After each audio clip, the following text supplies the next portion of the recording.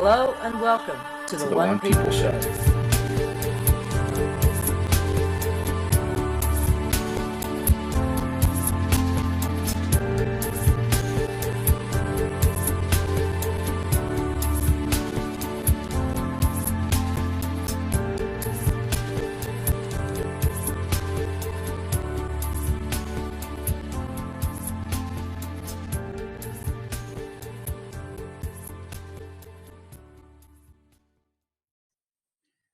Hello and welcome everyone to this week's One People Roundtable show. I nearly forgot what it was called. Welcome to everybody in the chat room. There's quite a few of you there. Thank you for joining us live. And last week's show, which was a continuation of the two previous weeks' subject matter, well, even though the previous 2 weeks have not been archived and published, they may be at some point.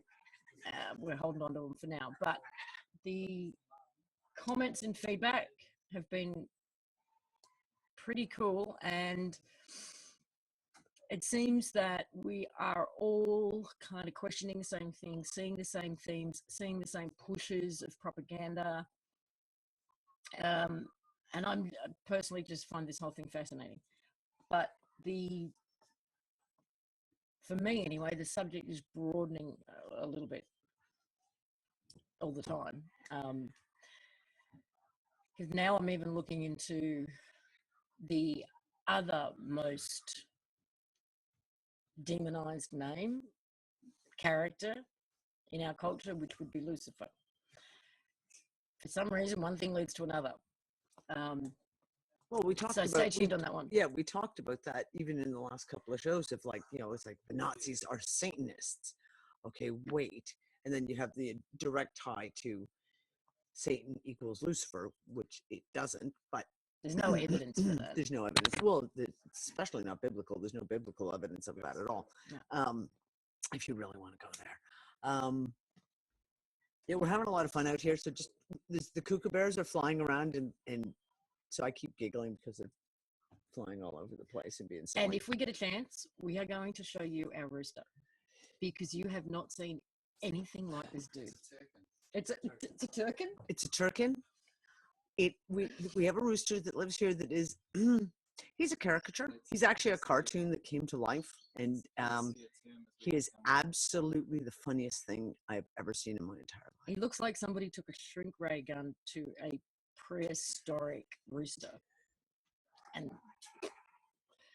he's the funniest thing. But the wildlife's going off around us at the moment. Yeah, the kookaburras are all over the place, and the boys are all sitting here throwing food to them and trying to get them to land on their arms and stuff. So it's going to be an entertaining show. We're highly distractible, in case you hadn't noticed. So yeah, what are we going to talk about? I don't know, Jed. We still don't know what we're going to talk about. Well, we kind of got bits and pieces as usual, and may go all over the shop as per usual. There are a couple of things. One is that I don't want to share screen. Oh, maybe I could. Okay. If you do that, you know you're going to crash. I know, right? That's what concerns me.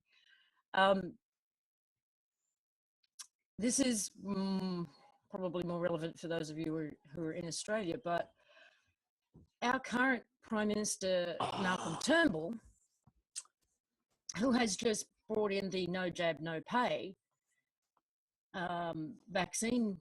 mandatory vaccines, his wife is the chairperson of Prima Biomed, who makes, drumroll please, vaccines. So we have a huge issue here. We have a huge conflict of interest.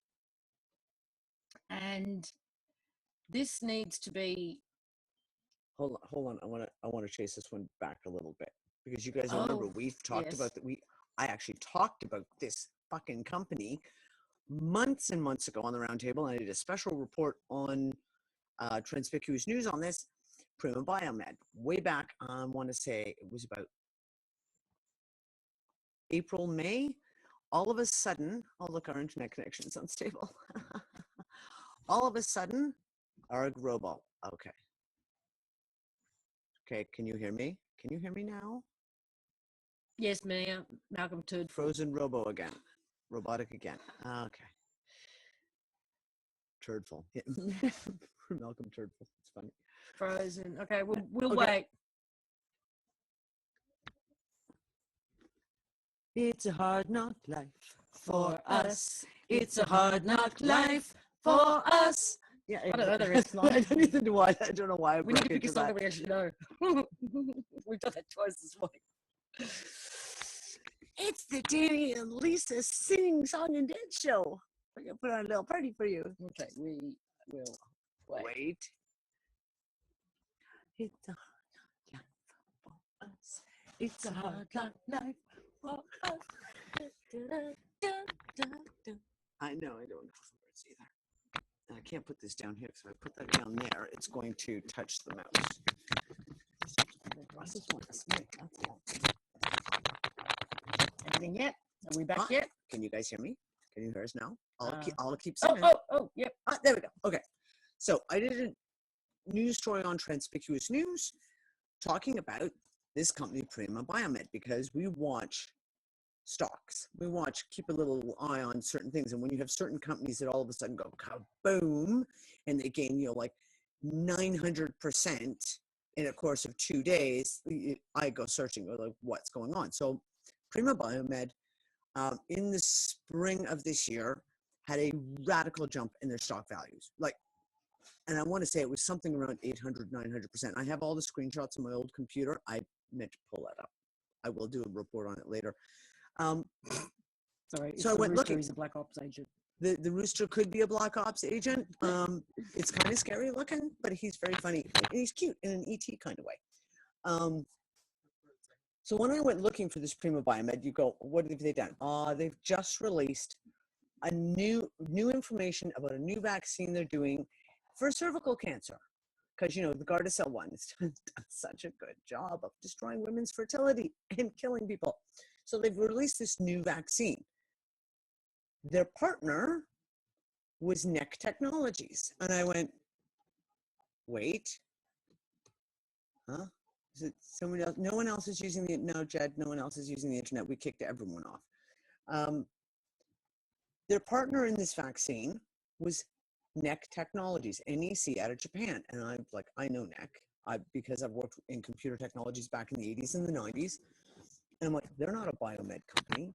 They don't deal in biological sciences whatsoever. So I go searching. What do I find out? Oh, no, they don't deal in biological stuff or vaccines at all. But they do deal in nanotechnology. And they have the #1 guy who invented carbon nanotubes as one of their prime designers. So I'm like, okay, vaccine company making a cancer vaccine, specifically cervical cancer, hooked up with a company that's famous for nanotechnology. And some of the tie-ins that I pulled in at that time were like, oh, you snap, like, are you kidding me? So that goes, bygones be bygones. Someone brings up yesterday or the day before something about, or Lisa posted it, the fact that Turnbull, who wasn't in power at the time that this news story broke, it was before he was put in power. Now he's in power, and the first thing he does is this no jab, no pay. Mm-hmm. And his wife is the CEO or chairman of the board or whatever of Prima Biomed. Oh, who has just sold this vaccine to GlaxoSmithKline. But and why is no one talking about this in Australia? So I would like to ask Australians out there to start calling into your radios, your Alan Jones type radio programs, emailing newspapers, asking where the hell the journalists are and why this is not being covered. Why people need to know this shit. People need to know that their Prime Minister, who's passing laws that is will affect making millions everyone. of dollars out of the laws that he's passing. Yeah, because him and his wife, not only is his wife chairman, they own shares in the company. Why is this not being made public? Why, when they're talking no jab, no pay, why is no one talking about the fact of this guy was put into power, not voted in, put into power, which you guys seem to have a real big we got a habit of that, this. mate. You guys have a real habit of like, democracy. What's that? Where's a lot of I don't know. You I said ate it. Put it over here. Here, have it later. So a guy gets put into power. The first thing he does is this no jab, no pay. Then his wife is chairman of a vaccine company who's just made a big deal of selling that vaccine that is highly questionable because it deals with a nanotechnology company to GlaxoSmithKline, who's one of the biggest vaccine manufacturers in the world. And he's just made a killing. And he's passing these laws. Yep. The law should be stricken immediately. Yep. Based on that alone. Where, like Lisa said, where's the journalism? Why is no one talking about this?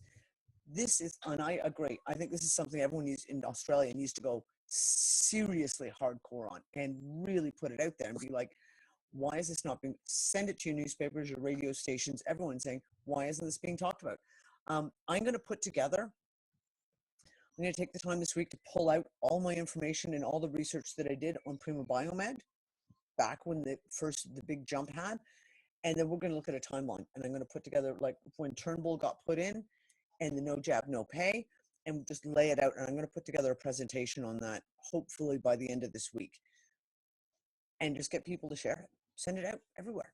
This is vital information. So legislation. Yes, Maria, not law, legislation. Let's flash mob this, basically. Yeah, let's flash mob the fuck out of this. I had a look at all the Facebook pages the other day of some of the News Corp and News Australia and all those kind of things on Facebook, all their groups and pages, and you can't do much on there. You can't send them images, you can't send them documents, you can make a couple of comments. But we can still do that. You can still put comments. You can still put the name in and say, basically, why is whatever her face Turnbull chairman of a vaccine company, and this is not being called, what do they call it? Conflict of interest. Yeah, it's a conflict of interest. Okay, so what else? Oh, Dee put a post up. We were doing some research here the other night. It was quite late. And you did. Oh. And in the midst of it, we came across that document about all of the people who had died in office, whether they were a king, an emperor, a prime minister, a president, or whatever. Included on that initial list was the odd name of someone, it would say assassinated. But the ones where history couldn't get, his head was blown off in public, you can't really call it anything other than an assassination. John F. Kennedy as an example. But who was it? Anna. That's it. Anna blew that out of the water. Exactly. In the Unfuckers room, she just took all the Russian stuff, and she was like, from basically 1901 to 1918, she was like, they don't even have Tsar Nicholas's family on here as being assassinated, which of course they obviously were. And then she put in all this like Grand Duke, unbelievable. It's being in any position of power in the last 100 years has been a real health hazard. And what is amazing is how many countries just keep coming up. So Australia, New Zealand, over and over again since the early 1900s, it's been like multiple prime ministers, etc., who died in office. Now, the only one that I really knew about that was Harold Holt. And the whole story around Harold Holt was kind of suspicious. But when I went digging, I found quite a bit of information around particularly one guy who claimed to be part of the military. He was a diver. And he says he participated in the death of Harold Holt the night before he was reported as missing, and that his job was actually to take his body down and anchor it. And he did too good a job of it. They actually took him too far, and his body never came back up. It was supposed to come back up. So that could be conveniently found by someone in the public, so they could go, oh my God, he drowned. With that cement pair of shoes he was wearing. Harold Holt drowned, and then they named a swimming pool after him. Go figure. They did. There's the Harold Holt pool there. Seriously? Yeah, I forgot about that. Okay, it's kind of macabre, isn't it? That's really actually kind of funny. Sorry. But I have a strange sense of humor, so it's not that all that surprising.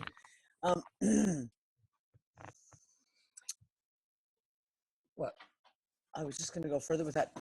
If you have if you haven't seen that link yet, you go to Wiki, and I'll try and remember to pull out the link for when we publish the show. Okay.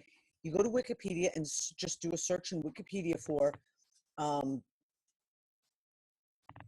world leaders who died in office.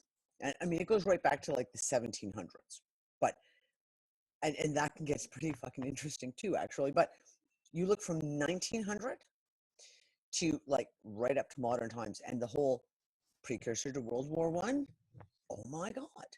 And then start looking at the groupings of world leaders that died in office. Like you have whole groupings around Vietnam War era, where it just seemed like everyone in Southeast Asia was dying in office. Iran and Iraq, it's pretty much almost every decade. A prime president or a prime minister or whatever their leader was died in office. It's very interesting. What we were also looking for patterns. Looking for the patterns. Looking for the patterns in the lead up to World War One. You know, it was if they were getting everybody they wanted in place. Before then there was a little bit of a reshuffle between World War One and World War Two. The numbers did drop. And then about 1935, it starts again, and you have this, like 1935 to 1945, there were so many people killed or, died in office. Wow. It is the year of revealing. Okay. Yeah. Speaking of which, we had David Icke back in 2011, say that 2016 was going to be the definitive year. Yeah. We had Bashar, if you follow that kind of stuff, said by the time of the election in North America in the year 2016, everything will have changed. Is what he said. When did he say that? At least 2013, if not before. I think the video that I saw was posted in 2013. So who knows actually how old the footage was. Yeah, yeah. Simon Parkes talks about 2016 too as being a critical year. Okay. I know the chat room's going absolutely ballistic. I'm trying to read and trying to pay attention to you at the same time, and my brain doesn't actually split that way very well. Yeah, the leader of Austria, yeah, he was killed just before World War II, and I think World War I as well, if I'm not mistaken. It just seems like since day one of this year, it's all been about revealing, and it's all been about just shit becoming, I don't know, even to the point of just making intuitive leaps of where to go next. And we should talk about the whole Solace thing again, because it's, for example, we talked about Greenland last week, and we talked about everyone's looking at Antarctica, but you got to look at Greenland. And since then, how many articles have come up about Greenland? People have been like, oh my God, I had an experience back a couple of years ago where I came out of it and was like, Greenland was in my head, and Greenland. And I've had multiple messages from people talking about little bits of news that they've heard in the past that's stuck in their head. We didn't film it. We should have screen captured it. It was brilliant. We were doing a Google Earth search, and I tell you what, some funky stuff is going on. Yeah, we were searching Greenland, with the satellite view. Remember that island that Dee talked about last week? The alcohol. Hans Island. Hans Island? It's Hans Island, right between Greenland and Canada. It's this little frickin' barren rock that Denmark and Canada have been arguing over for eons. When we zoomed in on it, it honestly looked like two thumbprints on the screen. Yep. There's no other way to explain what we saw. It was fucking bizarre. And as we're moving around, the coastline is changing.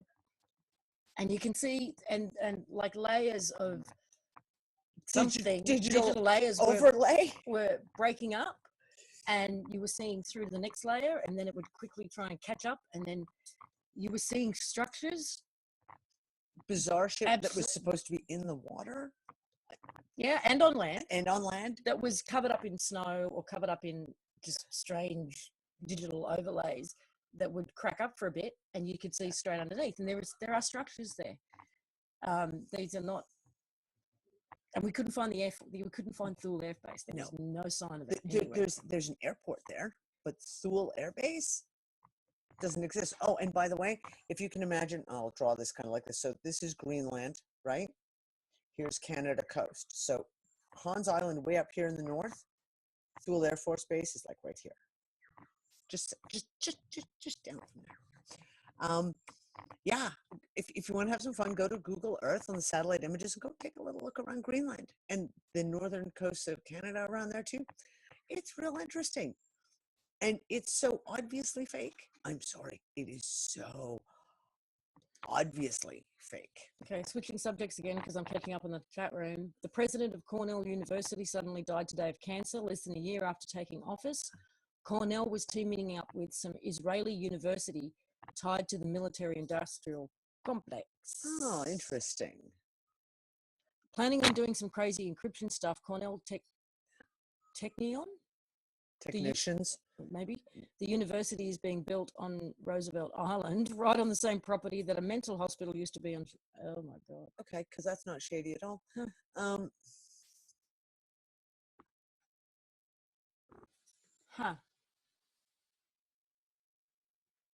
Where's Sheila? Oh, puzzle pieces. Yeah, puzzle pieces, Sheila. Keep track of these, please. Yeah, Cammie, we did look at the ocean floors, and we looked at, I mean, as best as you can.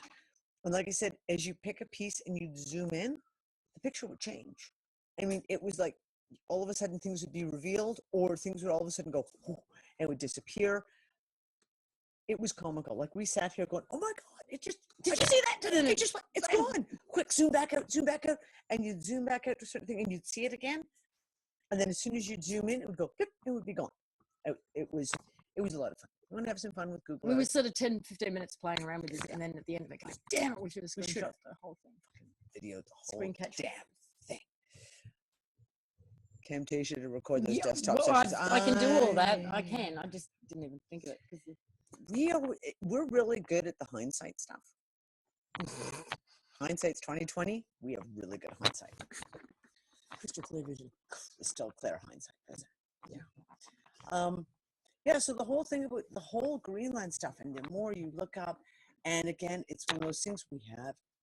Dates keep coming up, and the conversation around dates in this house, it's ongoing because news stories come up. Like I said, the fact that in 2009, which just keeps coming up over and over, 2009, you have this massive amount of stuff, and in Greenland, they have a whole thing where they're going to take back their sovereignty and blah blah blah blah blah. It happens in 2009. Dates to 1933 just keeps coming up. 1965, I mean, and they all interlock together. And it just seems like the more stuff you look into and you go, oh, look, 1965 again. Or, oh, look, 2009 again. Blue just said, wonder if 2009 is really 2012.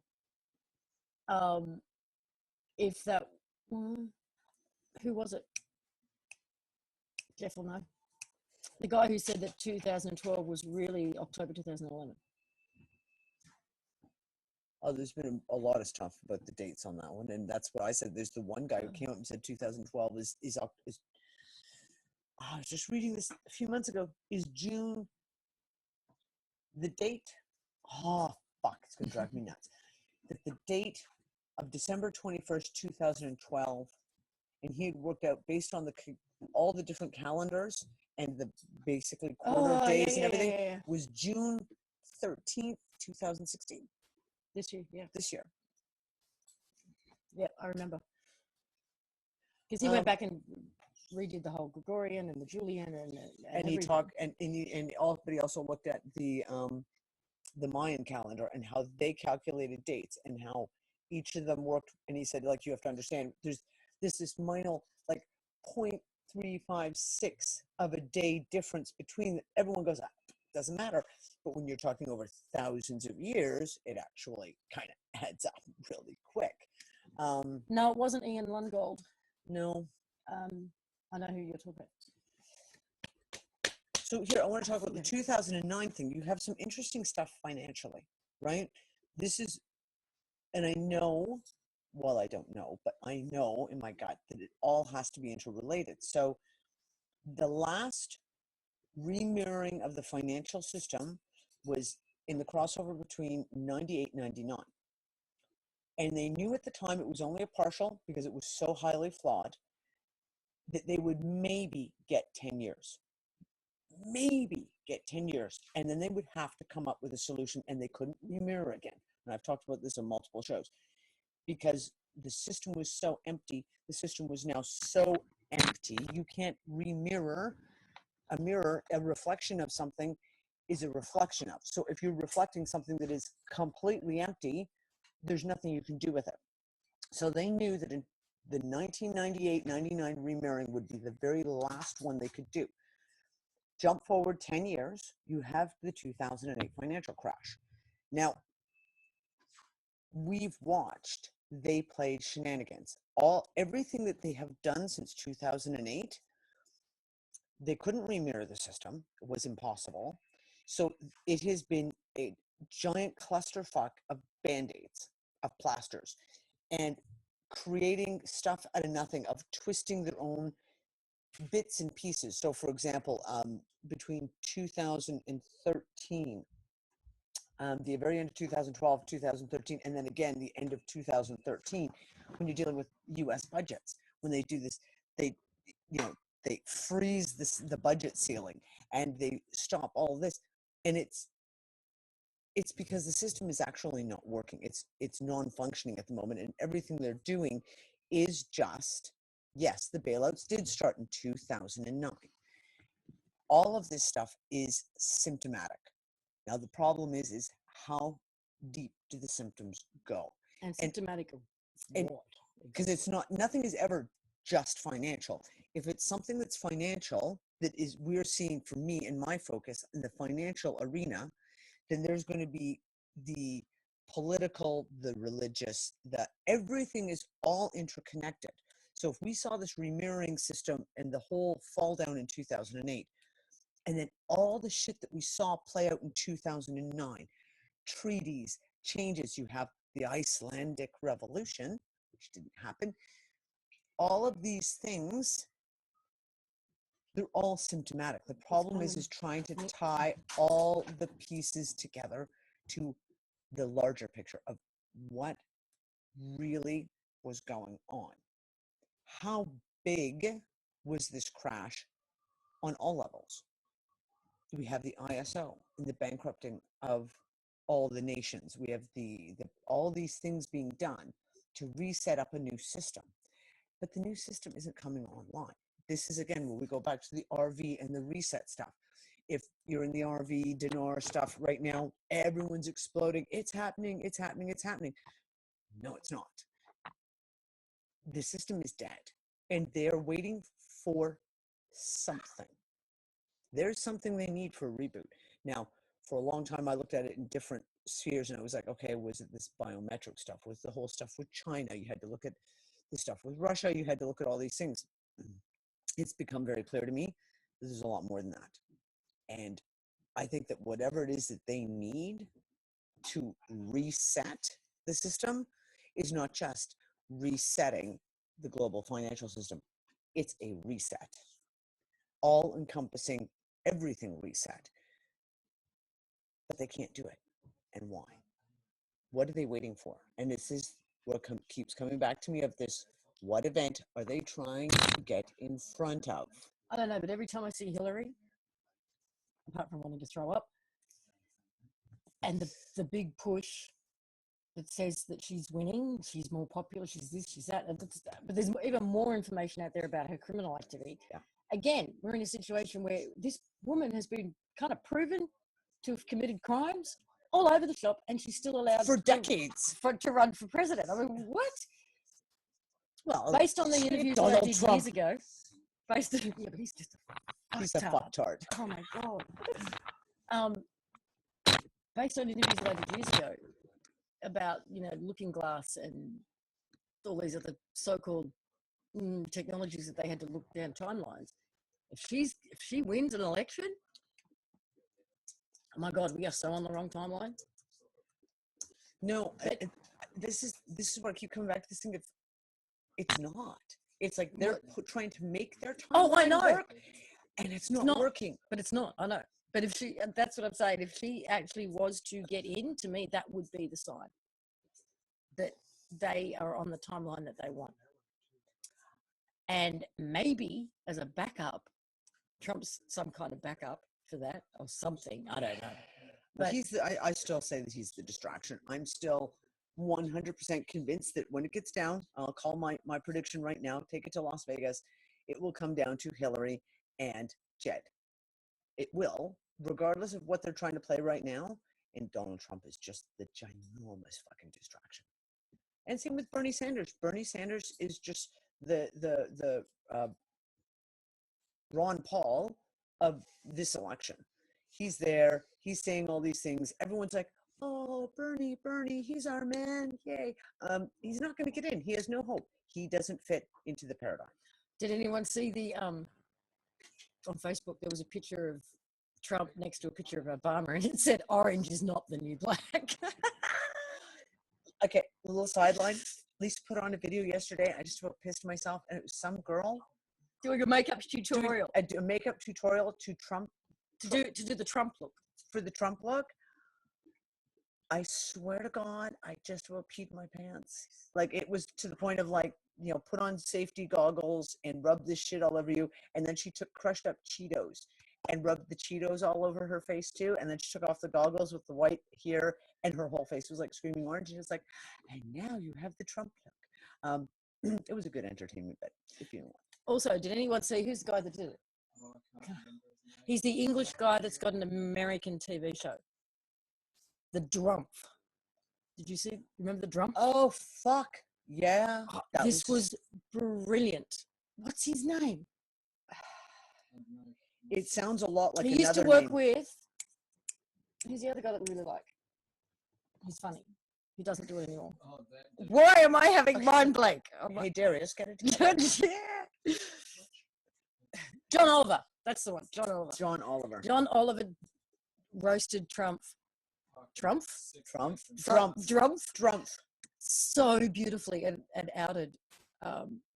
There's a whole campaign. He basically launched an entire campaign, the Trump campaign. That they've opened a Twitter account. They've got T-shirts. They took all the domains with Drumpf, like Drumpf.com, Drumpf.net, literally. If you want a little giggle, I also suggest you look that up. But we could talk the whole show and take the piss out of Trump anyway, so let's move on. Yeah.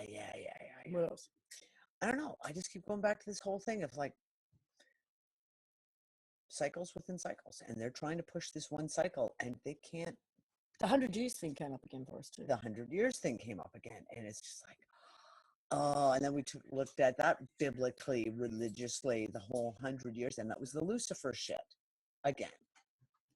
The 100 years just keeps coming back, and the whole thing, the idea that if an entire generation is gone, when I say generation, I mean i.e. everyone, if year zero, by the time you get to the next year zero, everyone from the first year zero is gone, or is either old and senile. Oh, wait, old and senile? I.e., let's pump them all full of aluminum and give them all Alzheimer's? That's kind of interesting too. Hadn't thought of that.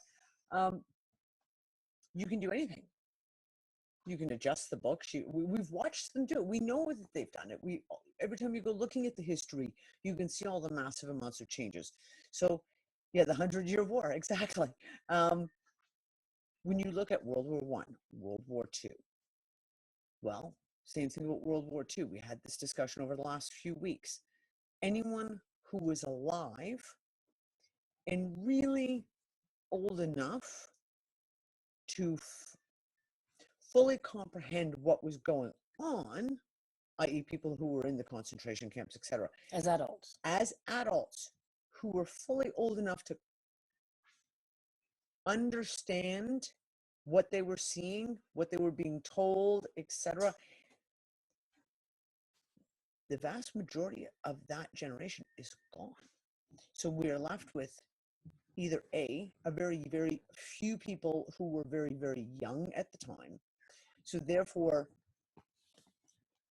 perceptions are skewed. Perceptions are skewed. You are left with people in other countries who only rely on their memory, relies on the news that they heard through the mainstream media of events at the time, and history books and what you're taught in school. And therefore, even as so little far away as World War II, the entire history is being changed because they can.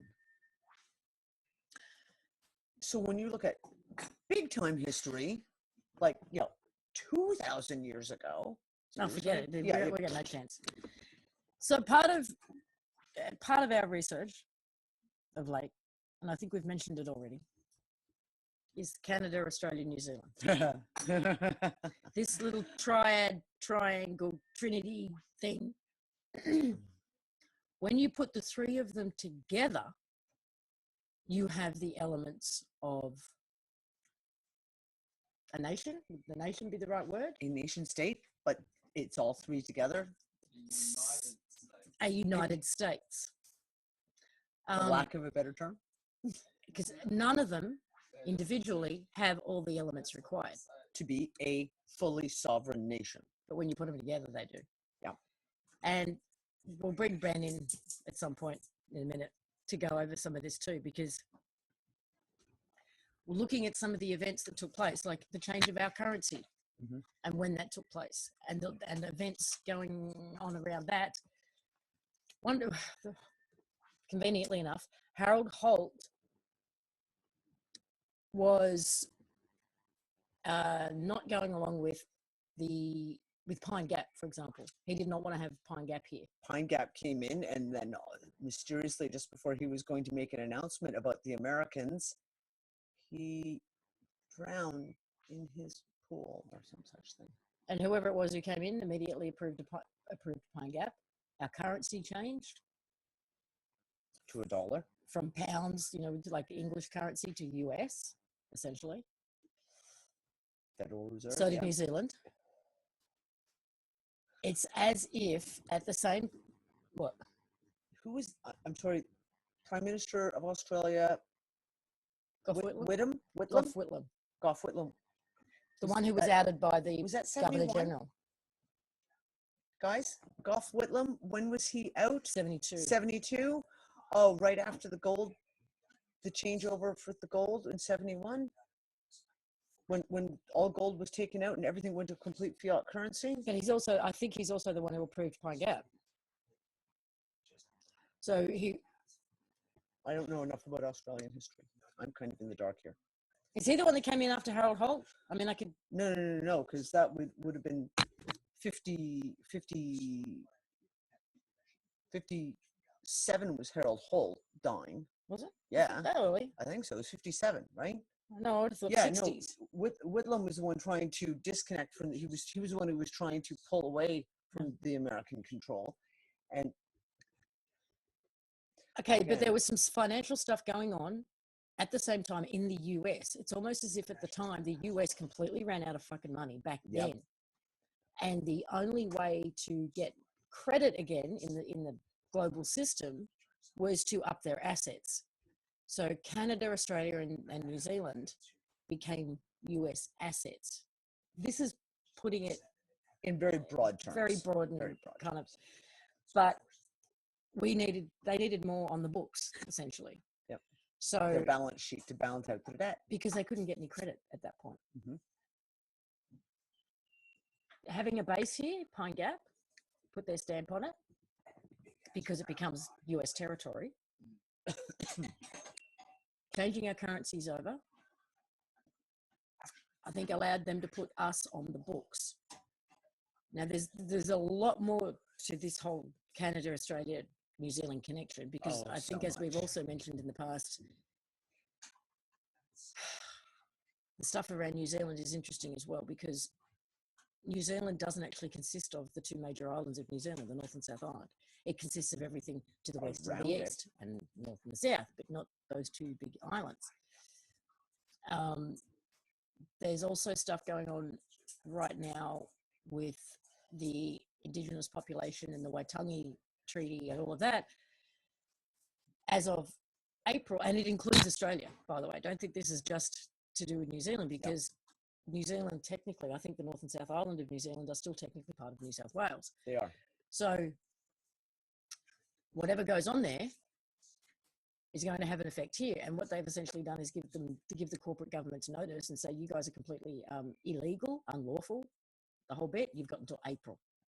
Thank you very much. Get the fuck out. So watch this space, I guess, for things that are going to unfold there. Yeah. But what effect does that have even in the greater scheme of Canada? Right? So this is where it's like, we just keep finding these connections. And it's so funny because here we sit, the Canuck, the Aussie, and the Kiwi over there. All sitting on the same couch. Sitting on the same couch, putting all these puzzle pieces together, going, oh, isn't that funny? Mm-hmm. And we all end up in Australia. Yeah, the pieces just keep coming together. The very fact that Canada, Australia, and New Zealand aren't even countries. We have to come up with a joke. A Canuck, an Aussie, and a Kiwi walk into a bar. No. Or sit on a couch. No. A Canuck, a Kiwi, and an Aussie walk up to the bar and say, "Hey, Jesuits, get the fuck out!" Something like that. All right. Do you have anything you want to say on this? Do you want to come on over and discuss some of this? You want to? I think you pretty much covered it. However, I did just think. Okay, come here. If you're going to do it, you got to come over here and do it.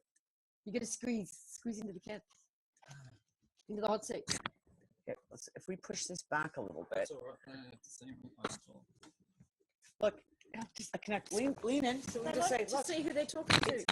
A Canuck, an Aussie, and a Kiwi. What up?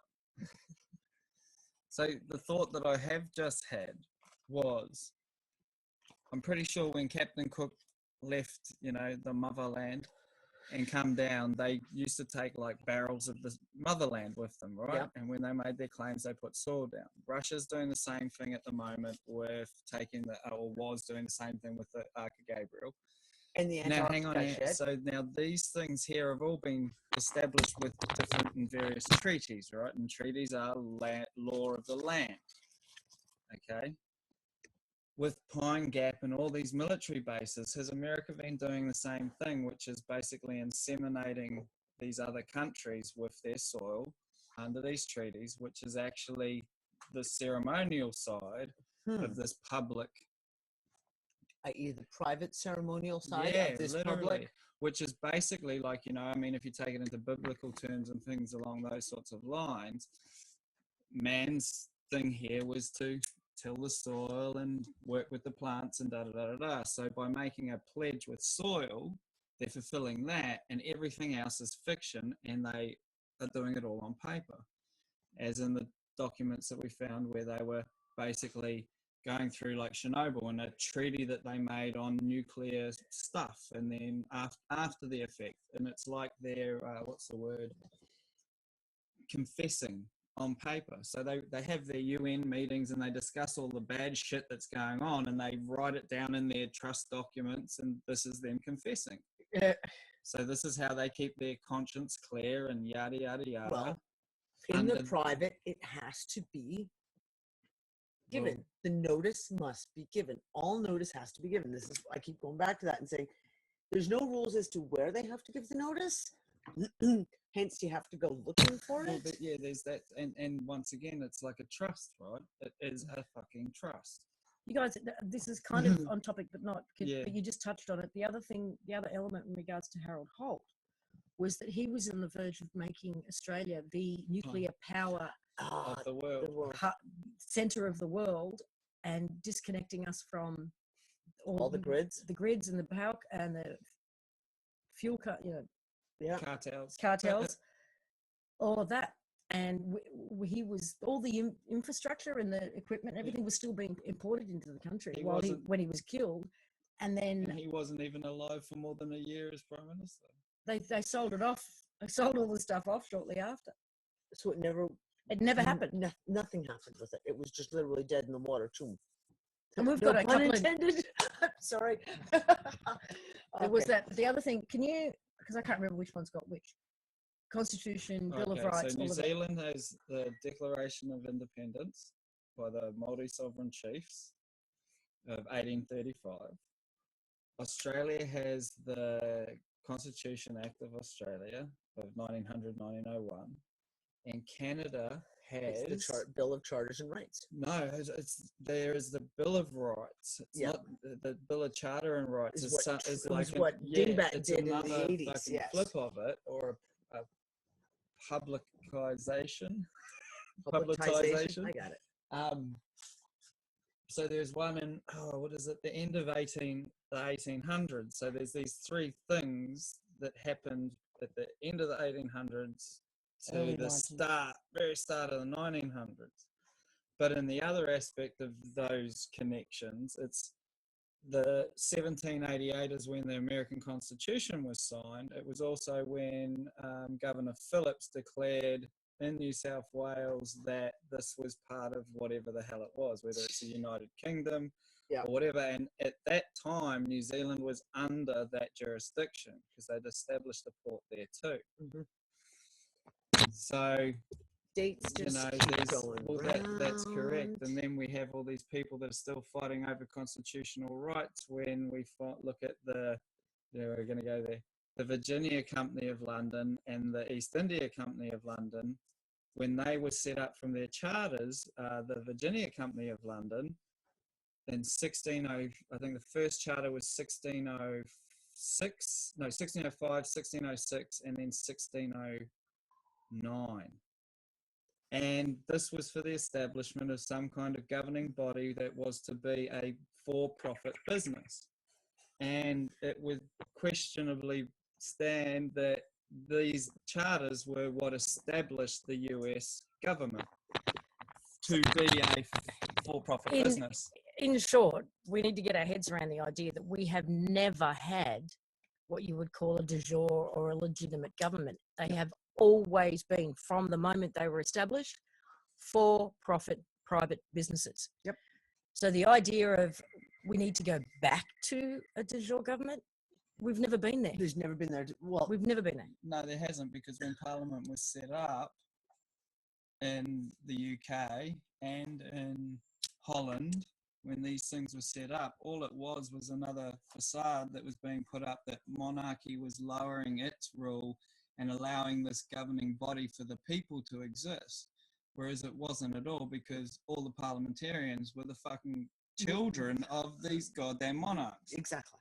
So, and then they discovered how to do the, who knows, charters of, London cities looking like it existed still as a the corporate City of London or company as a corporation since 46 AD. Yeah. So 46 AD. 46 AD. Well, that's what we say with all the American stuff. They're like, we have to return to the Republic. I'm like, you guys never were a republic to begin with. There's no returning to something that never existed in the first place. Yes, so it's looking like contractually, the United Kingdom was the joining of Rome into Scotland, Wales, and England, maybe a little bit of Ireland, maybe. So that was the United Kingdom that formed contractually. Yeah. And then you have the establishment of the United States, and at the establishment of that United States, of that Constitution, you also have a declaration taking on Australia and New Zealand. And Canada's Canada's still in that flux, isn't it? Where it's kind of part of what's going on in America, but then it's got this other fucking thing going on with the French and British, and in fact that whole aisle at that time don't even get me started. Was that? But there were these charters that existed that had set these companies up. Yep.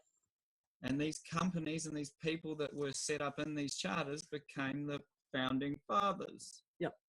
or the major shareholders The and major stockholders. shareholders, which is why the American Constitution doesn't apply to anyone except for those signatory Well, shareholders. and Canada, Australia, and New Zealand are still considered states, right? Yep. So if you have a United States body that has these other things that are posing as countries, you know, all it is it's United States of America. And then you go back to those jokes, the presidents of the United States, Tony Abbott, Trudeau, fucking Keys. It's like, gets a bit funny. Oh, it gets really, really fucking funny. But those countries are essentially non-existent. Exactly, They haven't Lily. established themselves. Agree. The only thing to go back to is natural law. Natural law. Yeah, if that's what we're going to call it, then yeah, that's what we need to go Yeah, I back mean- to. Yeah. Okay, I'm going to switch gears again. And Ben just took off on us. Thank you, Ben. Switching gears again, going back to some of the stuff we've covered over the last few weeks. We need to go Because back I'm- to business. Business. Is this? Oh, God. Okay, this is some stuff that I've looked into again on top of everything else. I'm really trying to get clarity around who's who and where and I know, good luck. And where it all comes from. Because as we've said, the religions as we see them are just a public front for public consumption. It's not really what those at the higher levels of these religions actually practice. So what we've got, we can go back thousands of years and we've got the Judaic people and their oral tradition, which was eventually put down as the Torah. Mhm. We've got a completely different group of people. And some of you guys out there may well know a hell of a lot more about this than I do, because this is new for me. I'm just really starting to look into this. Who were the Khazarians, or went by that name. Had nothing to do with Israel, had nothing to do with Judaism. They had their own belief system. They were ejected from all kinds of places, by the sounds of things, for their practices. At some point, they decided to adopt the Judaic religion because of what the Judaic religion was promising the Jews, which was this their homeland, that they were the chosen people. It was like, well, we could we could claim some of that, which is where the Talmud comes in. So they decided to adopt the Judaic religion on the surface and yet create their own book, which was the Talmud, which was essentially putting their traditions, oral traditions, on paper, but putting it under the guise of Judaism, which we now know as Zionism, which was only created about 100 years ago, on paper at least. But it seems to be an evolution of Khazarian beliefs, oral traditions, which went on paper as the Talmud, which is all trying to be under the protective umbrella of Judaism. The true Torah Jews are against the Talmud, are against Zionism, are against, I mean, if you live in New York, you probably know that they've been holding protests against Israel. Yep. Like I said, the one really amazing interview that got zero attention between when Assad came, and it was also the guy, the guy, his name from Iran. His name has gone right out of my head. Who came to New York a few years ago, and he met with the leaders of the Orthodox Jewish Church in America, and they greeted him like a brother, and they were like, basically, we need to work together. We need to work together against these Zionists. And it was if you can find that video, it's really hard to find on YouTube. The real Jews and the Yeah, Arabs I never had an think so. issue with each other. Yeah, Sheila said, mean, Ahmadinejad. I can't remember. Sorry, I got that. Ahmadinejad. Yeah. And if you can find that video, it is really, really telling. And there's been multiples of those videos, even out of Israel itself, of the Orthodox Jewish leaders, the true Orthodox Judaic leaders saying, this is fucking bullshit. And Netanyahu's got to fucking go and stop doing this shit that he's doing. There is also the figures that have been knocked around as something as many as 80 to 85% of those who call themselves Jews or Judaic aren't. They're actually these Talmudic Khazarian Zionists who are, again, wearing a facade. And the thing that worries me is what's going to happen to the real Jews in Israel. Yeah, I still think they're being set up absolutely as human shields and cannon fodder and a sacrifice and God knows what. That's what worries me. Well, here's the thing. I want to make another jump because I want to talk about that video that we watched with the Kahn guy. What was it? Jonathan? It wasn't Jonathan Kahn. Jonathan Kahn. Yeah. Is it Jonathan Kahn? We watched this video and it was on like the Jim Baker Religious Hour show. So let's just start with that with the preface of like it was on Jimmy Baker's show. So you know where this is going. And the first 9 minutes of this guy Kahn talking, he's talking about the Roman Empire. The first 9 minutes, I keep hitting the microphone, sorry everyone. I can't help it. I apparently have some Italian in my background. Is so dead on the money. Okay, guys, that's going to be seriously freaking loud. Can you take that somewhere else, like the driveway? No, I'll get out there. Yeah, guys, seriously. Sorry, the guys got a bow and arrow and are setting up a target like 10 feet away from us. Ridiculous. And the chickens are getting real upset because they're getting nervous, as you can imagine. Anyways, the first 9 minutes of this guy's discussion about the Roman Empire and the history of the Roman Empire is well worth listening to. It is so spot on. The information he gives is major about the Roman Empire. Then it goes, of course, into the whole twist of this. There was a point. It was brilliant. It was like 9 minutes of awesome disclosure, and then there's bang. And Dee and I just paused the video and looked at each other and went, "What the fuck?" Because the propaganda just went. Oh, and it goes into it's that extreme Republican Bush camp, right wing Zionist ass kissing. We love Israel, and Israel are the chosen ones, and we have to. Literally said what we need to be now are extremists, and he used Christian extremists. He used those exact words. He was inciting extremism and inciting. What was the word he used? He was basically fluffing it up. But he was saying we have to be passionate, and zealous. And he was inciting, but he used to the word protect Israel. To protect Israel.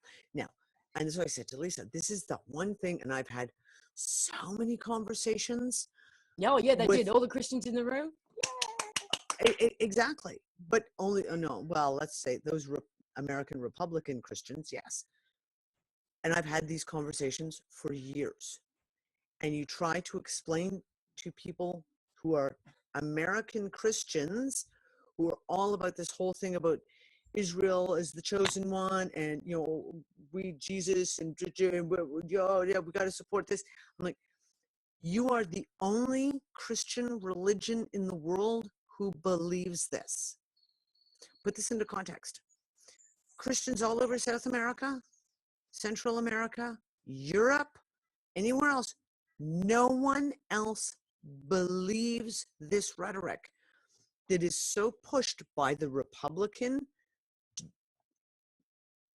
mostly Republican, we'll say, right-wing Christian movement.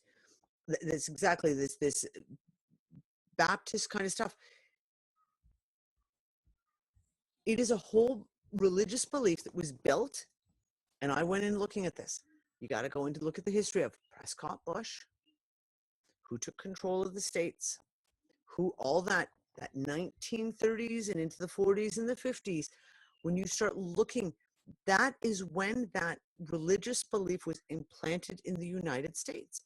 When the Zionists took control of the United States during that, the 50s, the 60s, that is when all this belief and new religious rhetoric in America was created. It did not exist prior to the 40s. Didn't exist. And it still doesn't anywhere else. And it doesn't exist anywhere else in the world. This is, when you try to explain to these people biblically and say, do you comprehend the fact that the very concept that you are supposed to be a Christian, i.e. worshiping Jesus, that's what you state you do, that Jesus basically, biblically, read the Gospels, abolished that whole God's chosen one nation and brought Jews and Gentiles together to form a new, it's not about the chosen ones. It's not about the Israelites. Jesus spoke about this all the way through all the Gospels. They don't see it. They cannot see it. And when you try and tell them the fact that this ideology, religious ideology, only exists in that area of the United States, nowhere else in the world. You came across a document. Which one? That was from the 1759, I think, and it was the plan. This is in the Morocco stuff. Yes, this is in all the Morocco stuff that I went through. There was, in Morocco, back then, there were how many Jews living in Morocco? Oh, it was a huge amount. It was like, there were side by side, and 500,000 Jews lived in Morocco. Right up until World War II, there were like 350,000 Jews living in Morocco. But this document was dated from 1759. And it was the plan to spread out from there, from Morocco, all around the world. This Zionist directly, the documentation, all the research I did traces it back to this one family. And the name's gone right again. Ben, do you remember the name again? The Jewish Zarian Costco? It wasn't Costco. It was something very Kokos. And this is like the lead up family name that leaks into the Rothschilds, everything else. The history of that family in Morocco from the 1300s. And there were Jewish bankers, and they went in and they insinuated and put themselves into Moroccan society, and over the course of the next 400 years became the financial consultants to the sultans, and all over the world, this family worked, and this group of, we're going to call them Zionists because that's what they were, worked at it. And in 1759, a plan was put into play, and I got to find that document again. My computer died right after last week's show. Actually, my computer's in a coma, and I can't seem to wake it up. I don't know if what we talked about last week was so shocking that it just died. I don't know. I'm working on it though, but I don't have access to all of the documents anymore. 1759, and the plan was that these Jews, and there was a huge Jewish population in Morocco at the time, that they would be separated, and the lower class Berber Jews were going to be sent to Palestine to prepare Palestine for the takeover of the Zionists. They were sent there to do that in 1759. In 1759, and the upper class Zionist Jews were sent out all over the world to insert themselves in every royal family, every central bank, every government agency around the world. And that is when Amschel Rothschild started working for William III in France. That's right. At the exact same year, 1759, is when Amschel Rothschild started working directly with which one? Which William? William the Third In France. in France, and became his chief financial advisor. And they're all interconnected families. William III was in England. Yeah, William the Third at the time. So So the plan for what's going on, what we're seeing today with Israel, since this is the thing, World War One, World War Two, they were all just steps in the plan exactly. to have Israel established and eventually take back over Palestine. And that map that we showed you guys before, a couple of weeks ago, whatever it was, of the Kingdom of Israel, that old map. The plan to take over that land was put on paper, at least in 1759. Yeah. That we've found, that's based on the spread that's from Morocco. And that was just my own rabbit hole search of, so funny, one thing that was said, someone, I don't even remember who said it to me. One person mentioned one thing about the Jewish and the World War. I think it was after the first show we did. And our landlord at the time in Morocco was a university professor. And what did he specialize in university? Was talking about World War II and the Jews that came down into Morocco, and that Morocco granted asylum to a massive amount of Jews. And all of a sudden I went, I need to look into this. And I fell down for 2 days into this rabbit hole of like, basically, yeah, they opened the doors to asylum, but it wasn't the Jews they let in. It was the Zionists that were fleeing Europe as Hitler was coming through. That's who they were taking in. And all the information is, the farther back you went, you realize that was the one thing Heather always said, is that Morocco is one of the major seats of power financially in the world. It's like the silent partner. It's the silent, no one talks about it. And then you start looking at all this stuff and you go, holy shit, right back to the 1300s. And who knows? There's probably a document like that with orders in many of the countries where there was a good Jewish contingent. Zionist contingent would be the correct word. So, and Portugal. Oh, Portugal, absolutely. Portugal is like the financial little hub of the Rothschilds. That's where they funnel all their monies, to Portugal. And that's when you look at all the bad banks in Portugal right now, I've been going, oh, the Rothschilds are having a little bit of money problems, I think, because they keep having to make bad banks in Portugal to try and get rid of all their junk. It's quite funny to watch. And the election that just happened in, help me, Mia, October or November of this year, the election in Portugal was a freaking clown show. I mean, there was any semblance of so-called democracy went right out the fucking window. And the same thing's happening in Spain right now. And you're just like, and no one's reporting on this shit. No one, I mean, outside of like, obviously the small contingents of truth speakers within each of these countries, but it's not getting out internationally. It's like democracy out the window. No, it's the bankers running the show. Same thing happened in Greece. Sorry, I'm just looking at the chat room because this. Lily, 9/11, the year 9/11 secret treaty, because of course the number kind of grabs my attention, doesn't it? Yeah.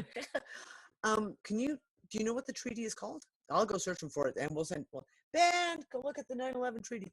But I'd like to know more about that, because this is this, the more we look, the more dots to connect. These treaties, everyone, it's like I said during the whole Magna Carta shit.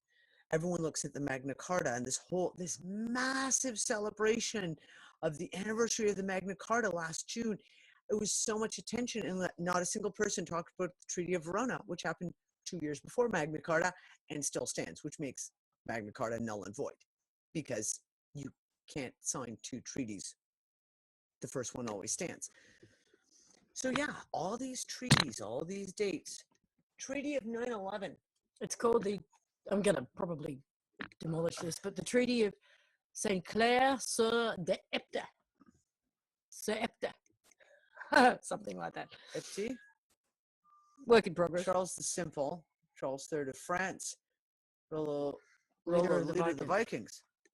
Vikings. Oh, the Vikings brings us right back Oh, to would that be the Greenland again? and no pikes? Would that have something to do with the pikes? Well, but the Viking stuff. You go read the history of Greenland and the Vikings, and there was a whole trade-off going on. The, Benjamin, in 9/11, a group of Norwegians Vikings led by Rollo, who was the leader of the attacked Vikings, attacked Paris before laying siege to, how do you pronounce it? Chartres? No, not it's not sure. truce though. Okay. More I know rabbit- it's another more rabbit hole. rabbit holes to dive down. We'll dive down that one a little later. Remember the Greenland theory? All that's where all the Romans went. Greenland. Yeah, I need to review that Greenland theory document again. Yeah, you need Oh. to read the book, Dave. Not the document, the book. Sorry, my Okay. the skin on my fingers is Stop annoying me. biting your fingers. The Greenland theory. I remember. Yes. Yeah, okay, I remember that website. What have you got? Do you want me to get it? Do you need to be detickified? I can help you with that. I just fucking burnt it. I was going to electrocute it, but then I realized Okay. the Tesla machine would take out your internet. Yes, please don't do that. Um, You guys want coffee? okay, Lily, yes, please. We need to connect if we can sometime A little bit. real soon because there's a lot of things we need to talk to you. We had a conversation, Lily. You and I last March, maybe April.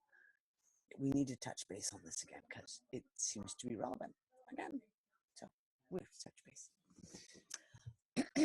So, oh my God, today's been more of a scrambled mess than usual, it feels like, in terms of where we're going with this conversation, but it's been all over the shop.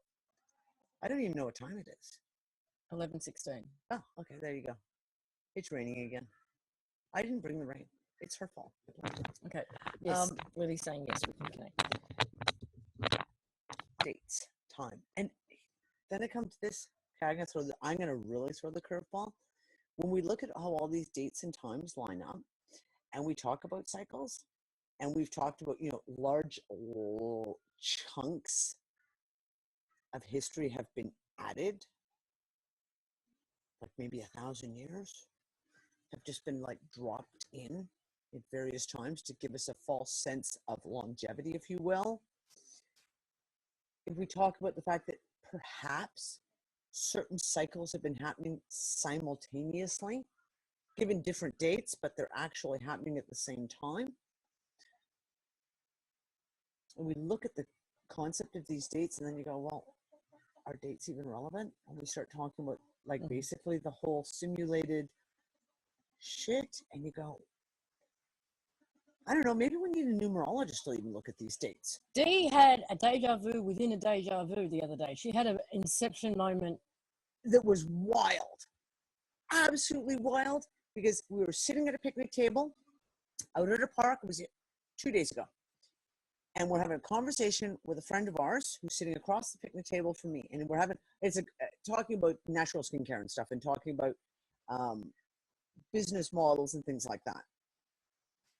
And he says something to me, and he's talking about the oil presses. That's it. He's got access to a brand new oil press for cold pressing oils, et cetera, et cetera. And as he's talking to me about this, I'm like, this is a deja vu, but this is a deja vu of a deja vu. And I can remember the deja vu happening.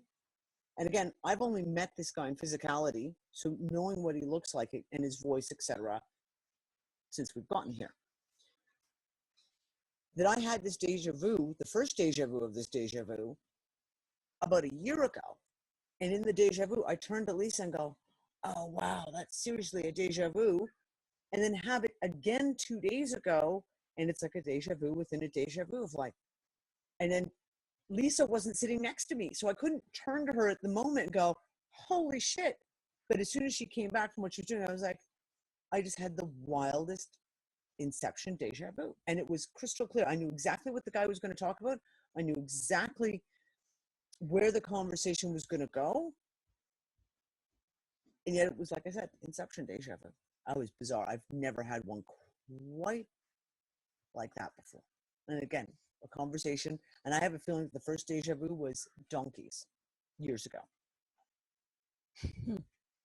The original moment The original moment was where you didn't have a deja where I didn't vu, have it just- with the original one that I saw. Like, yeah, was like years where I would have even not even have had a concept of why I would have been talking about cold oil pressing, etc., etc. That far back.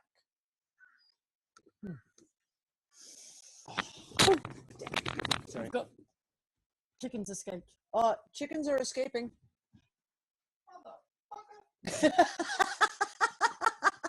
There's a chicken eating all the crumbs that the kookaburra left behind. He's wandering around. That's funny. Yes, okay. Wild Kingdom. What else? What else was there? There's stuff to bring up. We need to start taking notes. And You keep notes. I'm just your straight man. That's all.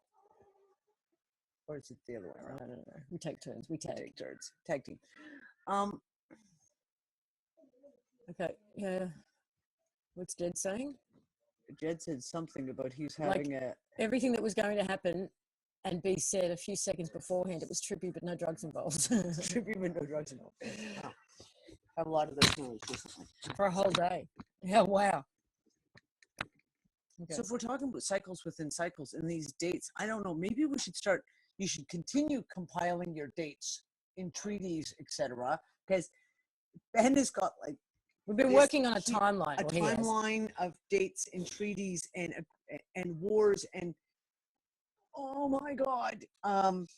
Maybe we should look at, I don't know, maybe look at it numerologically as in code. Is there something encoded in these dates? If you're dealing with cycles, etc. I don't know. There was a guy in For New example, why Zealand. does the number 9/11 keep coming up? Yeah. Right? Certain numbers keep coming up. So in 1966, 1666, I don't know, maybe we should get, what's her name? To work on some of the numerology aspect who you were just speaking to this week. She's a numerologist. Yes. Let's, 1986. yeah, exactly. The world is completely fucked up and I don't believe anything anymore. No. I'm still of the opinion that Dino, I don't know. We can't help you, dude. All we do is just keep throwing more questions and convoluted friggin' theories out there. But there are some things that are becoming clearer. Yes, that's exactly who we were that's thinking Carmel. I was Carmel's name went right out of my head for a split second. I was like, the chick that you were talking to this week. What there are things that are becoming clearer and clearer and are getting put out there, but the cynic in me is always questioning why. So is it because we're in this process of revealing and we're starting to question the crap, like the events of the world wars, like what's going on in Antarctica, like perhaps who Hitler is and what his real agenda was, like who and what Lucifer really is, like the state of, all of this stuff is starting to come out and there is a big push. Is it an organic awakening and revealing on our part? Or the cynic says, is it a manipulated kind of controlled disclosure? Is it, Yeah. what is it?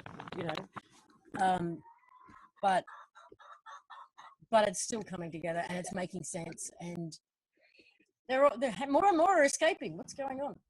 Ben, we're being invaded by chickens. It's all good for you until they fly up here and decide to join us for the show. Lee, you've said that the 9/11 and 33 have meaning. Until they create a Kevin-Lloyd system and start taking over the world with technology.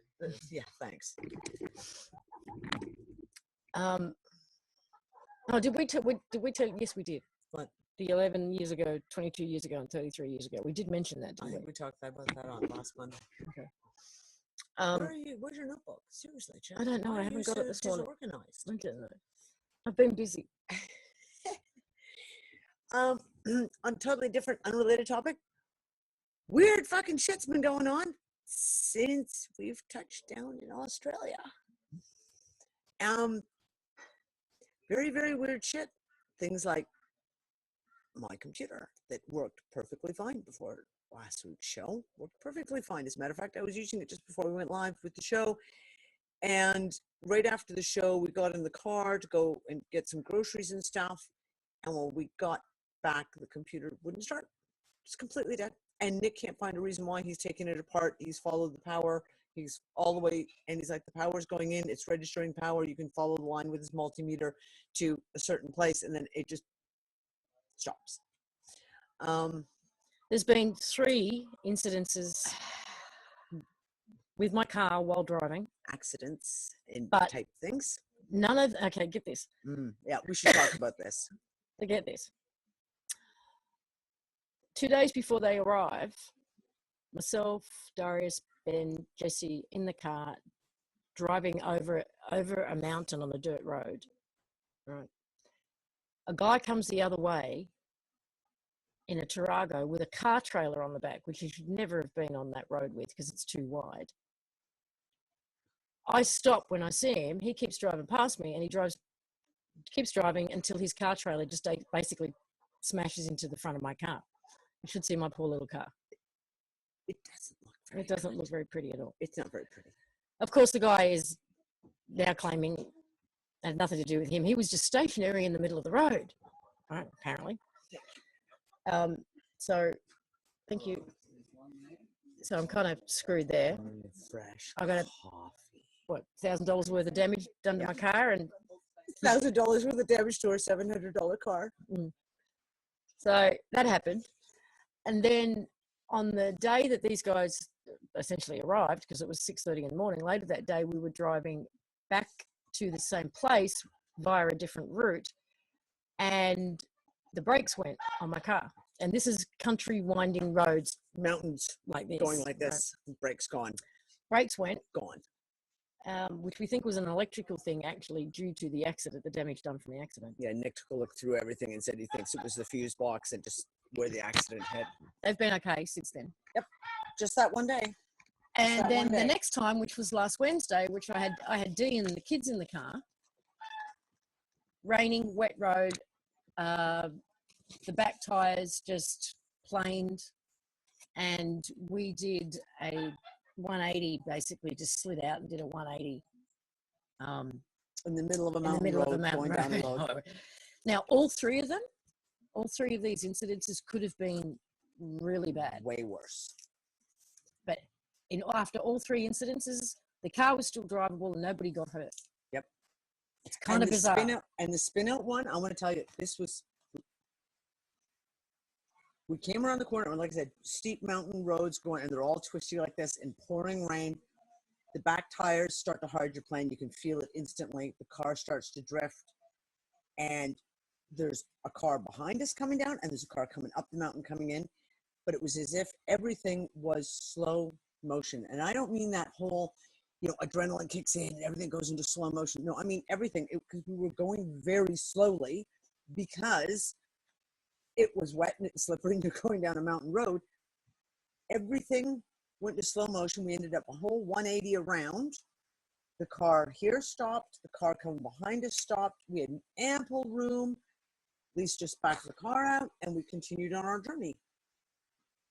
And then you had that little energetic hit that followed with that too. Oh, yeah. Oh, yeah. Yes, Mia, I did recall the accident with Brian and Alston. Yes, we did. Either, we're sitting here going, what the fuck is going on? Either there are attempts at interference in what we're trying to do, and that's the best they can do, or it's a warning from the universe, because all 3... Each time we were going to a property. All 3 occasions were related to, like, a destination. Just bad luck. I mean, I don't believe in coincidences. Yeah, the property that we were supposed to have is having interference from a silent person in the background? Not so silent person in the background on the landlord's side that is just made things completely ludicrous. And we've had just it's been one thing after another thing, and just bizarre fucking shit happening all since we've arrived. Like pouring rain every single day. I didn't bring it with me. I swear to God, I didn't. I still bring You've it. had a couple of good days, though. Yeah, we had one. We've been sunny down the day. pool and No, all that. yeah, we had two sunny days we had, and now it's seriously pouring rain. Wow.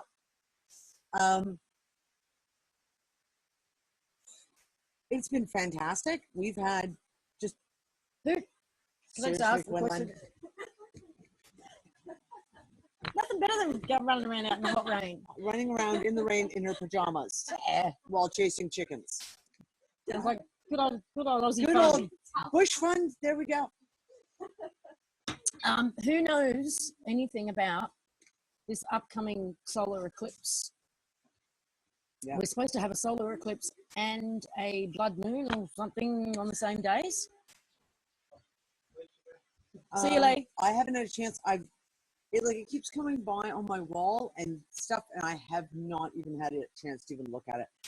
I haven't been very present online. I haven't done anything on removing the shackles in ages. It's just been insane, and I just haven't been able to kind of get my feet underneath me yet Once we to land do some properly research. and we get a chance to start actually rolling everything out that we're doing, that's got to be that detergent. You'll see why we've been so busy and what we've been up to, but there's a lot that's getting ready to roll out. The thing that's holding everything up is a move to a new location. Yeah. We're kind of all camping out together in a very, very tiny little house, but it's okay. We're actually having fun, and things have been pretty good. The eclipse will begin at 11:19 p.m. I guess UTC on March 8, 2016, and its maximum point will take place at 1:59 on the 9th, morning of the 9th.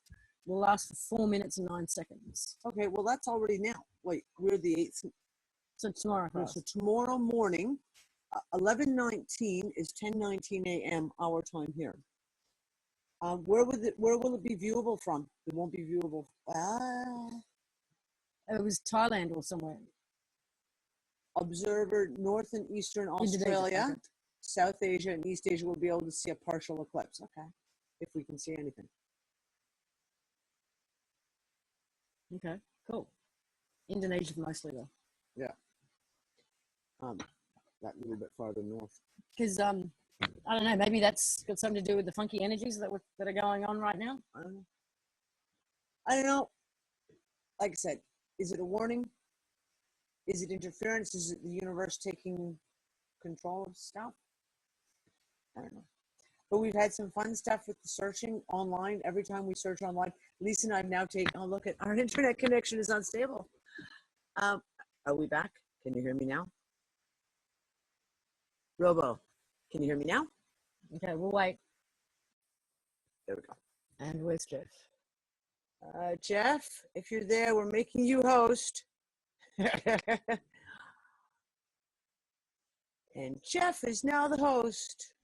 Can you hear us? I wonder if it was just that huge pouring downpour of rain. Is that what caused it all? Or? It's a good look on you, baby. What? Rain. Rain. Okay, so Jeff is host. See if there's Can you guys hear us? Can you hear us? We're here, really. We're here. I promise we're here. Maybe we're here. No, we're here. Kind of. Okay. Okay. Robo still. Solace, could you help us clean up this audio and visual? And we need a little bit stronger bandwidth, please and thank you. Come on, please. Testing.